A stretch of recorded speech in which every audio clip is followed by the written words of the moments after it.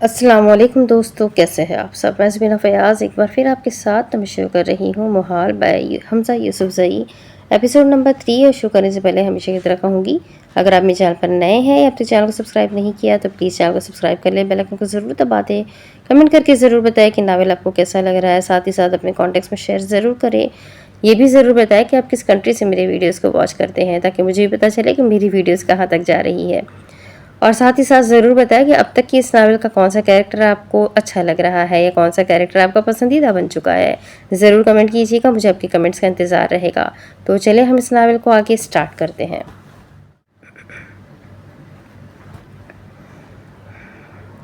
فجر کی اذان کی صدا ہوا میں پھیل رہی تھی، مانوس سی آواز جو ہر دن کو ایک نئی طراوت بخشتی ہے۔ مسجد کے مینار سے اٹھنے والی آواز گلیوں کے خاموش وجود کو ہلا رہی تھی۔ پرندے بھی آہستہ آہستہ بولنے لگے تھے، جیسے وہ بھی اس صدا کے جواب میں جاگ اٹھے ہوں۔ اذان ختم ہوئی تو ایک لمحے کے لیے مکمل سکوت چھا گیا۔ اسی خاموشی کو اچانک عارض کے فون کے الارم نے توڑ دیا۔ عارض نے بے چینی سے کروٹ بدلی، آنکھیں بمشکل کھولی، فون اٹھا کر جلدی سے بند کیا، ہلکی سی جماہی لیتے ہوئے بڑبڑایا، یار اتنی جلدی صبح؟ وہ چند لمحے بیڈ پر بیٹھا رہا، بال اس کی پیشانی پر بکھرے ہوئے، آنکھیں نیم ہوا جیسے ہی اٹھ کر قدم رکھا۔ کھڑکی سے آنے والی ٹھنڈی ہوا نے اس کا استقبال کیا۔ اف، یہ سردی بھی نا، اس نے تھوڑے غصے بھرے لہجے میں کہا۔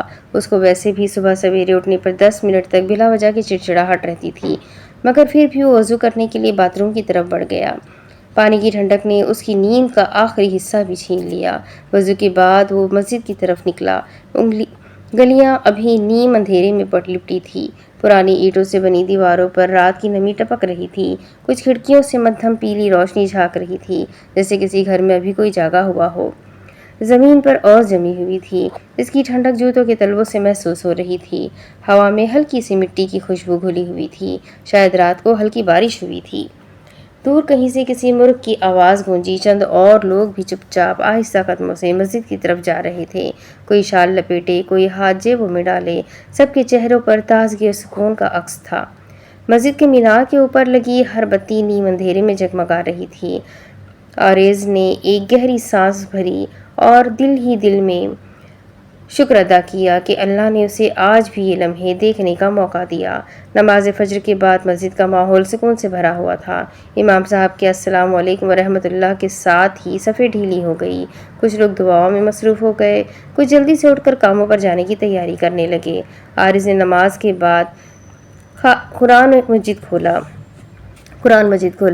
ہلکی سی روشنی میں جب وہ تلاوت کرنے لگا تو لفظوں کی مٹھاس اس کے دل تک اتر گئی، ہر آیت کے ساتھ اس کی صبح روشن ہوتی جا رہی تھی۔ کچھ وقت تلاوت میں گزارنے کے بعد وہ پرسکون دل کے ساتھ مسجد سے نکلا اور گلیوں کے سکون میں گھر کی طرف چل دیا۔ گھر واپس لوٹا تو جیسے ہی آنگن میں قدم رکھا، امی کی آواز گونجی، عارض بیٹا ذرا ان بدتمیز کو بھی جا کے اٹھاؤ، میں کب سے آوازیں دے رہی ہوں مگر ابھی تک سو رہی ہے۔ عارض نے مسکرا کر سر ہلایا اور سیدھا بہنوں کے کمرے کی طرف گیا۔ دروازے پر کھڑے ہو کر اونچی آواز میں کہا، جنت اٹھ جاؤ ورنہ نماز قضا ہو جائے گی۔ گھر کمرے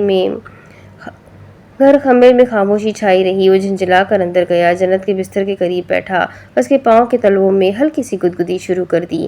جنت نے آنکھیں بند رکھتے ہوئے ہی نیند میں غصے سے کہا، جانا ورنہ پٹ جائے گا تو، میں بس اٹھنے والی ہوں، تم جاؤ۔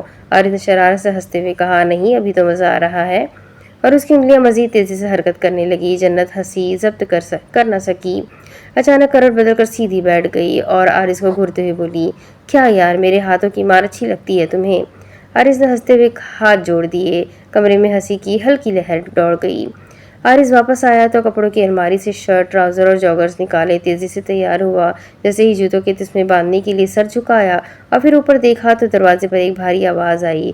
علی دیان دروازے پر کھڑے تھے، قداور 46-48 سالہ شخص، چہرے پر وقت کی لکیریں مگر شخصیت میں رعب باقی تھا۔ چلو بیٹا، آج میں بھی چلتا ہوں تمہارے ساتھ واک پر، علی دیان نے ہلکی مسکراہٹ کے ساتھ کہا۔ عارض نے ذرا خفگی سے جواب دیا، ابا آپ کو تو پتا ہے نا مجھے اکیلے جانا زیادہ پسند ہے۔ علی دیان نے پیار سے کندھے پر ہاتھ رکھا، پتا ہے بیٹا، لیکن کبھی کبھی باپ کے ساتھ بھی وقت گزار لینا چاہیے۔ عارض نے مسکراتے ہوئے کہا، ٹھیک ہے بابا۔ دسمبر کی سرد صبح تھی، سورج ابھی پوری طرح طلوع نہ ہوا تھا، مگر آسمان پر ہلکی سنہری کرنیں پھیلنے لگی تھی۔ ٹھنڈی ہوا کے جھونکے ہر طرف اپنی موجودگی کا احساس دلا رہے تھے۔ اسکول کی عمارت کے گرد پھیلے درختوں کی سوکھی ٹہنیاں ہولے ہولے ہوا کے ساتھ ہل رہی تھی۔ گلیاں بھی سنسان تھی اور اسکول کے بڑے گیٹ کے پاس صرف چند ہی طلباء وقت سے پہلے آ چکے تھے۔ عارض نے ہلکی سی سانس لی، جیکٹ کے کالر کو اوپر تک بند کیا اور اپنے دونوں ہاتھ جیبوں میں ڈال کر اندر داخل ہوا۔ اسکول کے صحن میں پہنچتے ہی اس کی نظر ایک مانوس سی شخصیت پر جا ٹکی، آرزو۔ وہ اس سے ذرا آگے کھڑی تھی، دونوں ہاتھوں میں کاغذات تھامے، جیسے کسی بات کو ذہن میں دہرا رہی ہو۔ سردی کی وجہ سے اس کی سانس ہلکی ہلکی بھاپ بن کر فضا میں تحلیل ہو رہی تھی۔ عارض کے قدم ایک لمحے کو رکے، مگر فوراً سنبھلتے ہوئے وہ آگے بڑھا۔ السلام علیکم، اس نے قدر جھجکتے ہوئے سلام کیا۔ آرزو نے چونک کر سر اٹھایا۔ لمحہ بھر کے توقف کے بعد اس کے ہونٹوں پر ہلکی سی مسکراہٹ ابھری۔ وعلیکم السلام، آپ تو کافی وقت کے پابند نکلے۔ عارض ہلکا سا مسکرایا۔ جی، کل سر نے کہا تھا کہ انتظامیہ کی ٹیم کے سارے افراد کو وقت سے پہلے آنا ہوگا، اور آپ بھی تو آج جلدی پہنچ گئی ہے۔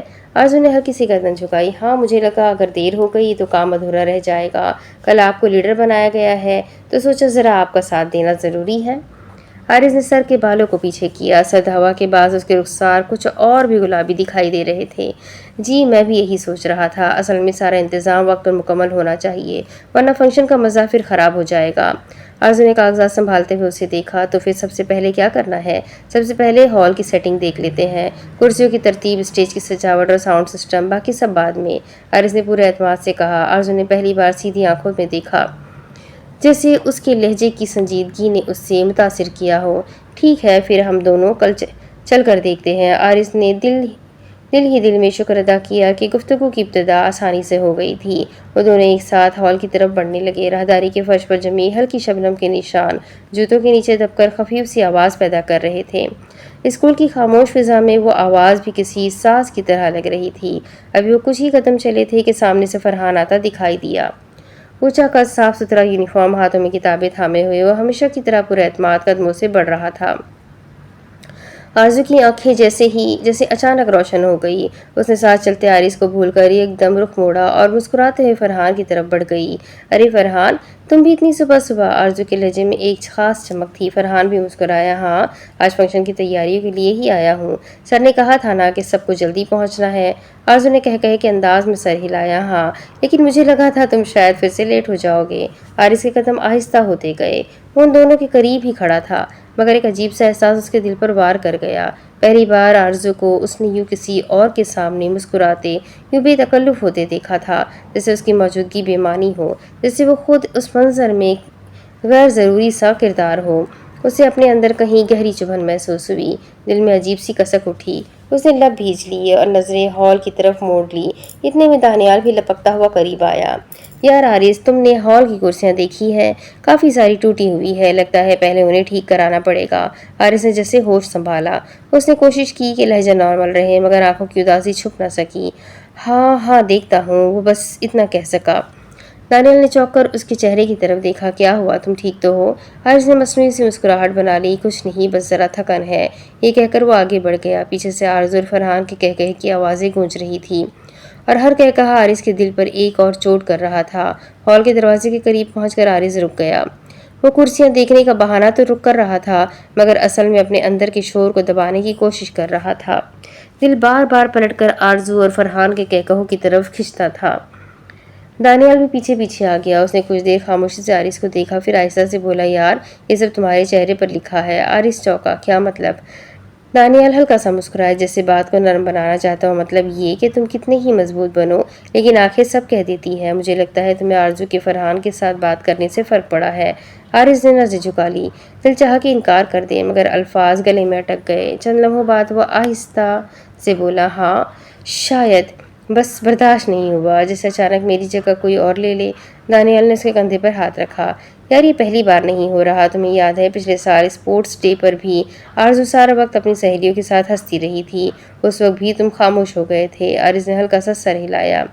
ہاں، لیکن اس وقت بات کچھ اور تھی، آج کچھ الگ لگا۔ دانیال نے گہری سانس لی۔ دیکھو عارض، میں تمہارا دوست ہوں، صاف کہوں گا، محبت میں سب سے پہلے صبر سیکھنا پڑتا ہے۔ اگر تم واقعی اس کے قریب آنا چاہتے ہو تو یہ چھوٹی چھوٹی باتیں تمہیں توڑنی نہیں چاہیے، ورنہ وہ کبھی تمہارے مضبوط ہونے کو نہیں دیکھے گی، بس تمہاری کمزوریوں کو سمجھے گی۔ عارض نے پہلی بار نظریں اٹھا کر دانیال کی طرف دیکھا۔ اس کی آنکھوں میں ایک عجیب سی سنجیدگی تھی۔ یعنی تم کہہ رہے ہو کہ مجھے برداشت کرنا ہوگا؟ دانیال نے ہلکی مسکراہٹ کے ساتھ سر ہلایا۔ ہاں دوست، برداشت، لیکن خاموش برداشت نہیں۔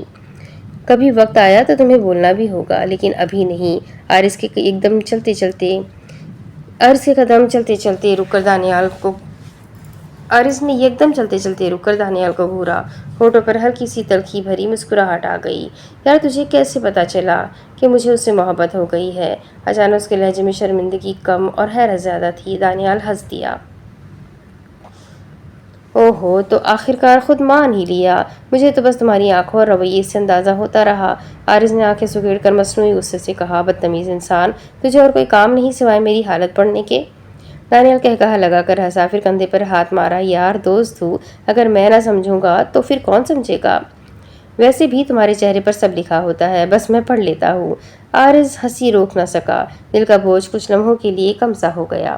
وہ آہستہ آہستہ چلتے ہوئے بولا، کبھی کبھی لگتا ہے تو میرا دماغ بھی پڑھ لیتا ہے۔ دانیال نے شرارت سے کہا، نہیں دماغ نہیں یار، دل پڑھتا ہوں، اور وہ بھی صرف تمہارا، باقی سب کے لیے تو میں بالکل بیوقوف ہوں۔ دونوں ایک ساتھ ہنس پڑے۔ اس لمحے عارض کو محسوس ہوا کہ چاہے دنیا اسے سمجھے یا نہ سمجھے، دانیال جیسا دوست ہمیشہ اس کے ساتھ ہے۔ رات کے پچھلے پہر پشاور کی نواح میں ایک پرانی بوسیدہ سی کوٹھی جگمگا رہی تھی۔ باہر سے وہ شاید برباد لگتی تھی، ٹوٹے دروازے، جالے لٹکتے بلب اور سنسان راستے، لیکن اندر کا حال بالکل مختلف تھا۔ بڑی بڑی گاڑیاں کوٹھی کے لان میں کھڑی تھی اور اندر ہال میں ہر طرف نشے اور اسلحے کی بو بسی ہوئی تھی۔ ہال کے بیچ میں ایک بھاری بھرکم کرسی پر کمال مرزا بیٹھا تھا۔ 50 کے قریب عمر، چہرے پر گہری جھریاں، آنکھوں میں سرخی اور خوف کی جھلک۔ اس کی شخصیت میں ایک عجیب کشش تھی، ایسی کہ ایک نظر میں ہی انسان کے رونگٹے کھڑے ہو جائے۔ سفید شلوار قمیض کے اوپر سیاہ واسکٹ، گلے میں سونے کی موٹی چین اور انگلیوں میں 2-3 بڑی انگوٹھیاں، وہ اپنی بڑی بڑی آنکھوں سے سامنے کھڑے نوکروں کو گھور رہا تھا۔ کتنی بار کہا ہے مجھے بہانا نہیں چاہیے، مال یہاں پہنچنا چاہیے تھا آج رات، اور تم لوگ خالی ہاتھ آ گئے۔ نوکر کانپتے ہوئے کہنے لگے، صاحب پولیس کا چھاپا پڑ گیا تھا، ہمیں خبر ملی ہے کوئی نیا بندہ آیا ہے شہر میں، شاید وہی انڈر کور ہے جو ہم تک پہنچنے کی کوشش کر رہا ہے۔ کمال مرزا کی ہنسی پورے ہال میں گونجی۔ ہا ہا ہا، انڈر کور یہاں میرے علاقے میں؟ پولیس کے بچے بھی جانتے ہیں کہ کمال مرزا کی مرضی کے بغیر پرندہ بھی پر نہیں مار سکتا۔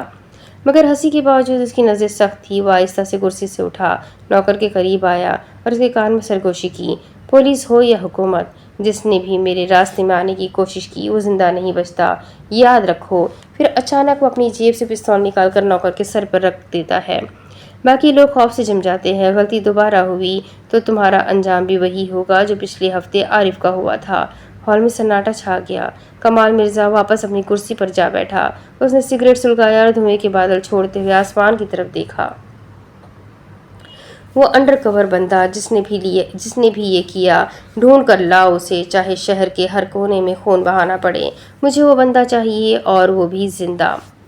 یحییٰ اس روز یونیورسٹی سے نکلا تو شام کے سائے ڈھلنے لگے تھے۔ گلیوں میں ہلکی ہلکی ہوا چل رہی تھی، مگر اس کے چہرے پر وہی پرانی سنجیدگی جمی ہوئی تھی۔ جیب سے سگریٹ نکال کر سلگایا ہی تھا کہ اچانک اس کے ایک آدمی نے بھاگتے ہوئے آ کر سلام کیا۔ باس، وہ سانس پھولتے ہوئے بولا، ہم نے خبر سنی ہے کہ کچھ اجنبی گینگ کے لوگ ہمارے علاقے میں گھس آئے ہیں، بڑے خطرناک لگتے ہیں۔ یحییٰ کی آنکھیں لمحہ بھر کو تنگ ہوئی۔ اس نے دھواں چھوڑا اور آہستگی سے جواب دیا، کس گینگ کے؟ آدمی نے لرزتی آواز میں کہا، لگتا ہے کراچی کے کسی بڑے گروہ کے ہے، کسی کمال مرزا کے نام سے انہیں پکارا جا رہا تھا۔ یہ نام سنتے ہی یحییٰ کا قدم لمحے بھر کو زمین میں دھس گیا، دل کی دھڑکن جیسے رک سی گئی ہو، لبوں پر ایک کھچی ہوئی مسکراہٹ ابھری۔ کمال مرزا، اس نے دھیمی مگر لرزتی ہوئی آواز میں دہرایا، کیا تمہیں یقین ہے یہی نام سنا ہے؟ جی، آدمی نے سر جھکا دیا، ہمارے مخبروں نے بتایا ہے کہ وہ خود یہاں موجود ہے۔ یحییٰ نے سگریٹ زمین پر پھینک کر جوتے کے نیچے کچل دیا، پھر گردن آسمان کی طرف اٹھا کر گہری سانس لی۔ لمحہ بھر کو اس کی آنکھوں میں ایک پرانا منظر ابھرا، اپنی ماں کا جنازہ، ماں کا وہ آخری لمس اور ایک سایہ جو ہمیشہ اس کی یادوں میں کھپ گیا تھا۔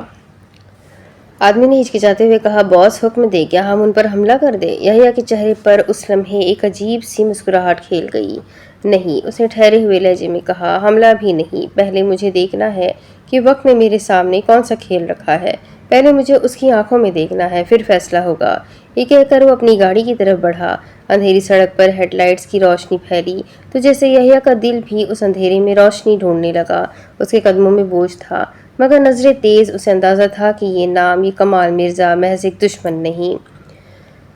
رات گہری ہو چکی تھی۔ پرانے گودام کی خستہ حال عمارت کے گرد نیم اندھیروں میں جلتی بجھتی بلب کی مدھم روشنی عجیب سا ہیبتناک سما پیدا کر رہی تھی۔ ہوا کے جھونکے سے درختوں کی شاخیں ایک دوسرے سے ٹکرا کر سرگوشیاں کر رہی تھی۔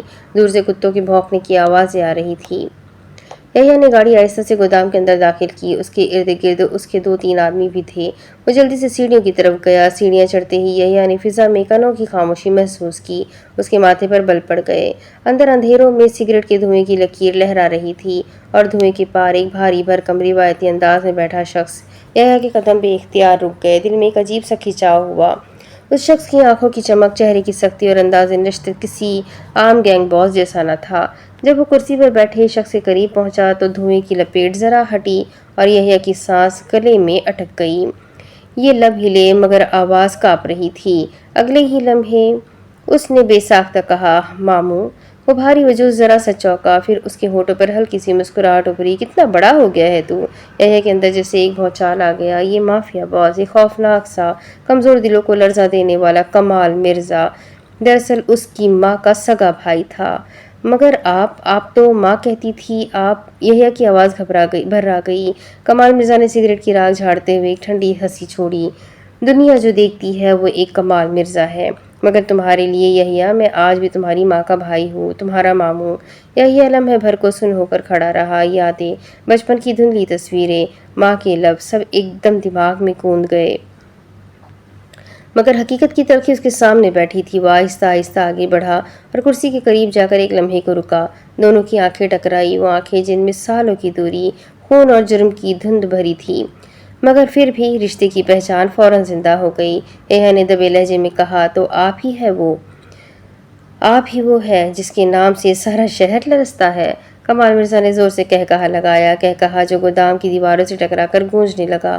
ہاں یحییٰ، شہر میرا نام سن کر لرزتا ہے، مگر تمہارے لیے میں اب بھی وہی ہوں جو تمہیں کندھوں پر اٹھا کر گھمایا کرتا تھا۔ یحییٰ کے لبوں پر ایک کڑوی مسکراہٹ آ گئی۔ فضا میں ایک عجیب سا بوجھ چھا گیا۔ دونوں کے بیچ اب صرف گینگ باس اور ایک بھانجے کا رشتہ نہ تھا، بلکہ وہ لمحہ تھا جو کہانی کے سارے دھاگے الجھا کر ایک نئی خوفناک راہ دکھا رہا تھا۔ اوپر فلیٹ کے کشادہ کمرے میں یحییٰ بدی اپنے ماموں کمال مرزا کے ساتھ بیٹھا سگریٹ کا دھواں ہوا میں چھوڑ رہا تھا۔ دونوں کے درمیان برسوں بعد ہونے والی ملاقات میں عجیب سی شناسائی تھی، جیسے وقت نے انہیں جدا تو کر دیا تھا مگر خون کا رشتہ ایک پل میں دوبارہ جڑ گیا ہو۔ یحییٰ کے لبوں سے بے اختیار نکلا، ماموں۔ کمال مرزا نے ایک لمحے کو چونک کر اس کی آنکھوں میں جھانکا، پھر ہلکا سا ہنس دیا۔ ہاں۔ دونوں کے درمیان کوئی رسمی تعارف یا فاصلہ باقی نہ رہا۔ وہ دونوں اب مافیا کے انداز میں بے تکلفی اور تھوڑی سی حیرانی کے ساتھ بات کرنے لگے، لیکن اسی لمحے دروازے پر ایک بھاری بھرکم شخص ہانپتا ہوا داخل ہوا۔ پسینے میں شرابور آواز میں کھلبلی تھی، باس، نیچے ایک لڑکا دیکھا گیا ہے، وہ ہاتھ سے نکل گیا، مگر ہمارے 2-3 بندے اس کے پیچھے گئے ہیں۔ کمال مرزا اور یحییٰ کی نظریں پل بھر میں بدل گئی۔ بغیر وقت ضائع کیے وہ دونوں اٹھ کھڑے ہوئے اور فلیٹ کے کشادہ بالکنی کی طرف لپکے۔ نیچے خالی پلاٹ میں بوسیدہ گاڑیوں کے ڈھانچوں اور ٹوٹے ڈرموں کے درمیان روشنی کے جھماکے میں ایک پرچھائی حرکت کر رہی تھی۔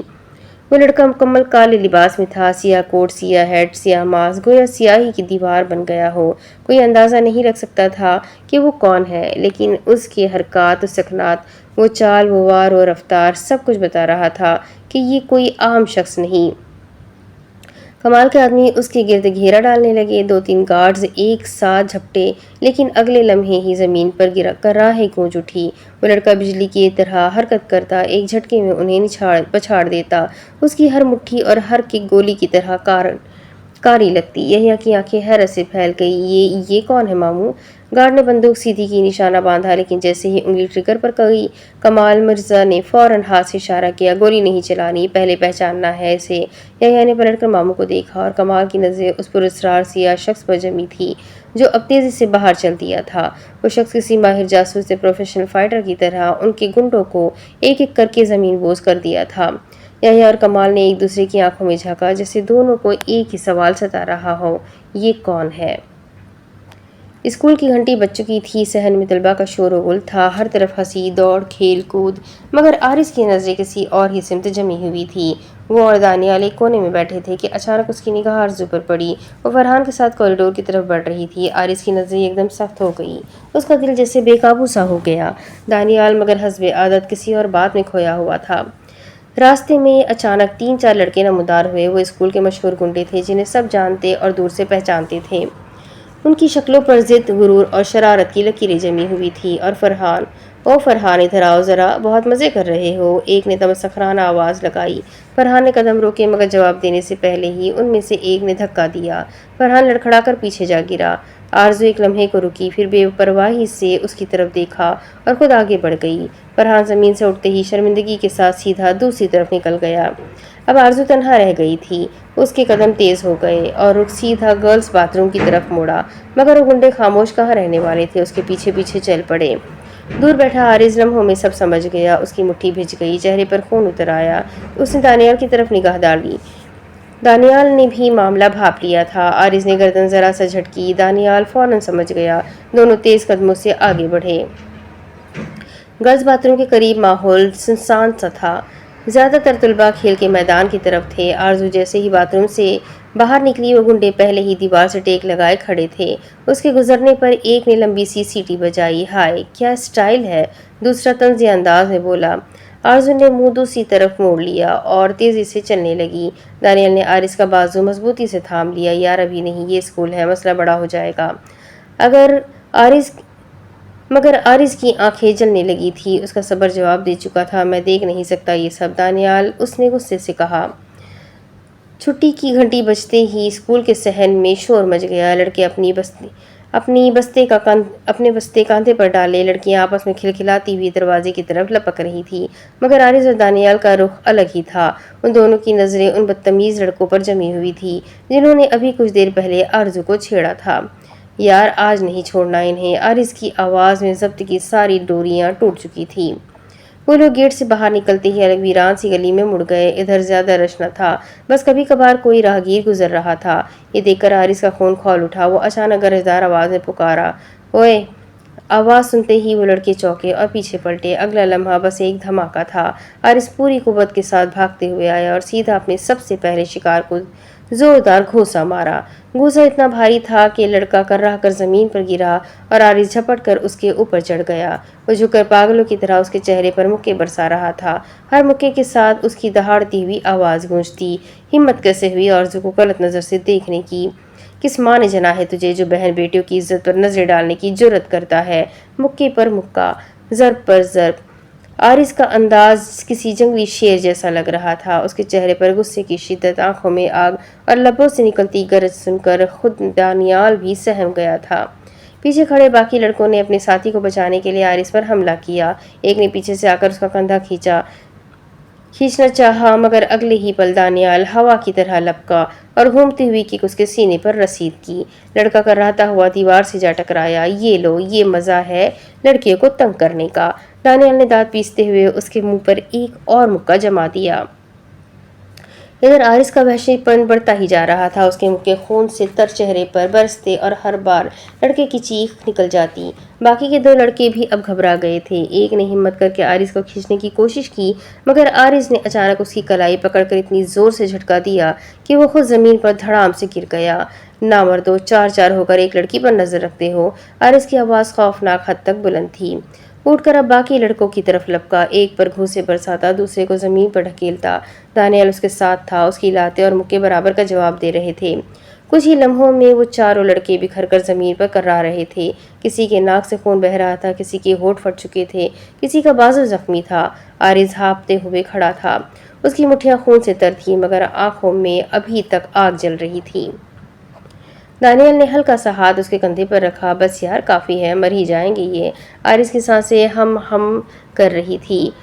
اس نے زمین پر پڑے ایک لڑکے کو آخری بار گھورتے ہوئے کہا، اگر دوبارہ آرزو کی طرف نہ آنکھ اٹھا کر دیکھا تو قسم ہے مجھے تمہاری جان لے لوں گا، کیونکہ میں اس کے لیے جان لے بھی سکتا ہوں اور دے بھی سکتا ہوں۔ یہ کہہ کر وہ تیز قدموں سے وہاں سے نکل گیا۔ دانیال بھی اس کے ساتھ تھا۔ پیچھے زمین پر کراہتے لڑکے رہ گئے، جن کے چہروں پر وحشت اور آنکھوں میں پہلی بار اصل خوف اترا تھا۔ میں تیرا سایہ ہوں، تجھے دھوپ نہ لگنے دوں گا، تیرے دشمن کو کبھی پاس نہ آنے دوں گا۔ جو بھی دیکھے گا تجھے بری نظر کے ساتھ، اگر میں وہ آنکھیں بھی زمانے سے مٹا دوں گا۔ تیری راہوں پہ جو آ جائے اندھیروں کا سفر، میں چراغوں کی طرح آگ جلا دوں گا۔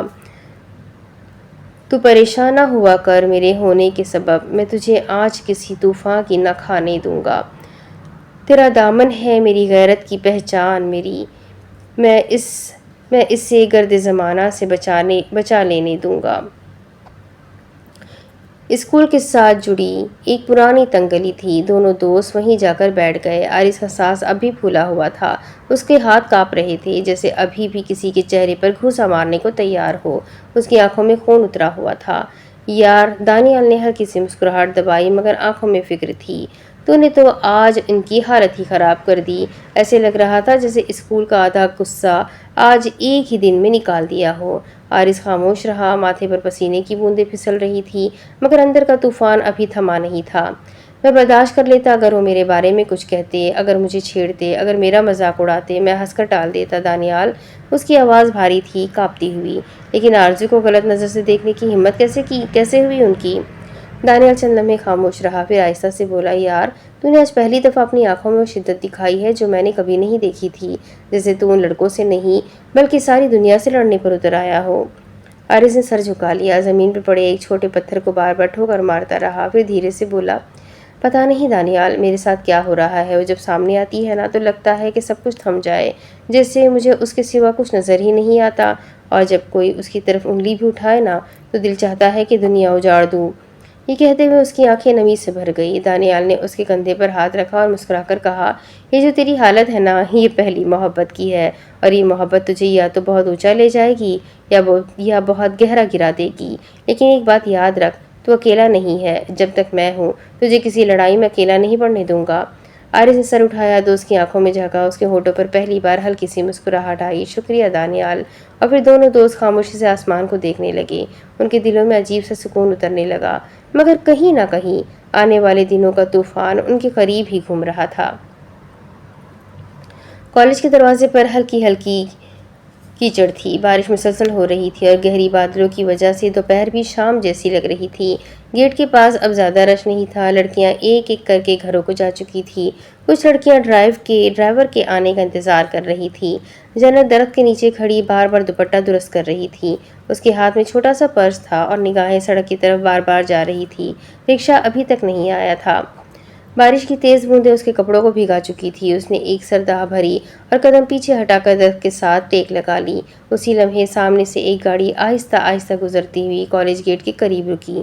شیشہ نیچے ہوا تو اندر بیٹھے میر ہادیان کا چہرہ نظر آیا۔ السلام علیکم جنت، آواز نرم اور گہری تھی۔ جنت چونک گئی، اس نے فوراً دوپٹے کو سر پر مزید مضبوطی سے لیا اور ادب سے جواب دیا، وعلیکم السلام سر۔ ہادیان نے ایک لمحے اس کو بغور دیکھا، رکشہ نہیں ملا؟ جی، اس نے نظر جھکائی، کافی دیر سے انتظار کر رہی ہوں لیکن بارش کی وجہ سے شاید کوئی آ نہیں رہا۔ ہادیان نے مختصر سر ہلایا، پھر پرسکون لہجے میں کہا، بیٹھ جائیں، میں چھوڑ دیتا ہوں۔ جی؟ جنت کی آنکھوں میں ہلکی سی ہچکچاہٹ ابھری۔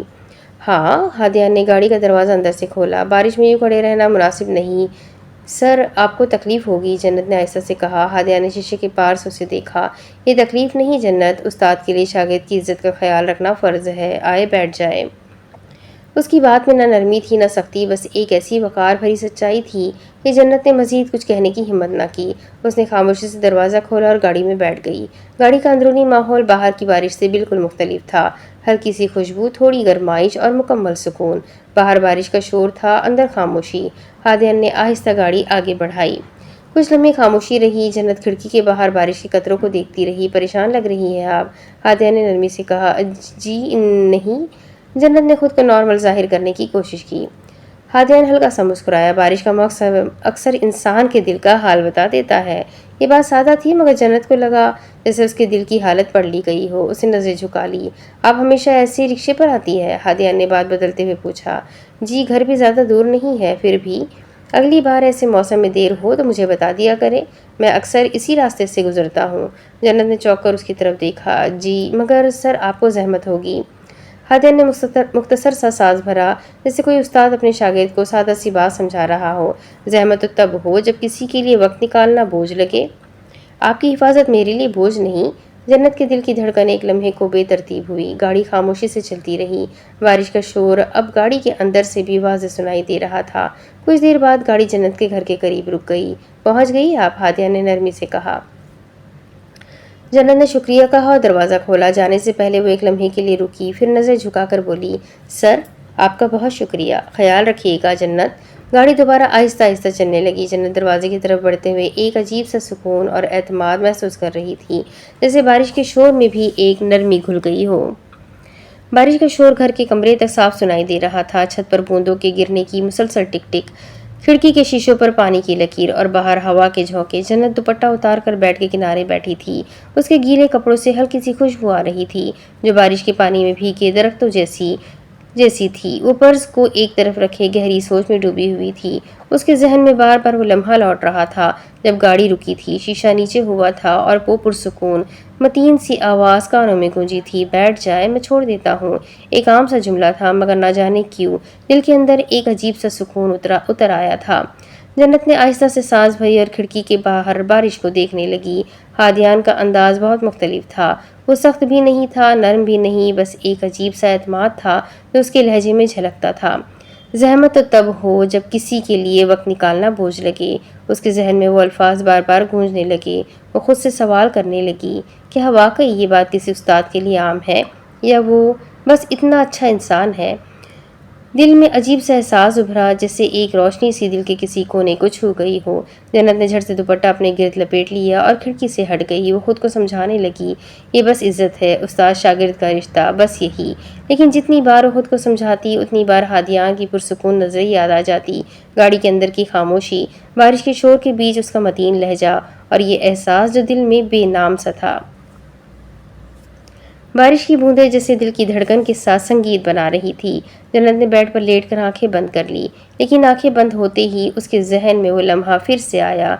गाड़ी का दरवाज़ा खुला, वो बावकार लहजा गूंजा, ख्याल रखिएगा जन्नत।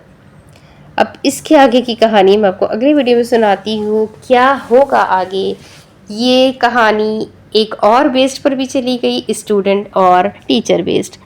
तो बड़ी मज़ेदार नावल है। आप सबको कैसी लग रही है कमेंट करके ज़रूर बताइएगा। आई होप आप सबको ज़रूर अच्छी लग रही है, बट मुझे फिर भी आपके कमेंट का इंतज़ार रहेगा। तो चलें मिलते हैं, तब तक के लिए अपना खूब सारा ख्याल रखें, मुझे भी दुआ में याद रखें। अल्लाह हाफिज़।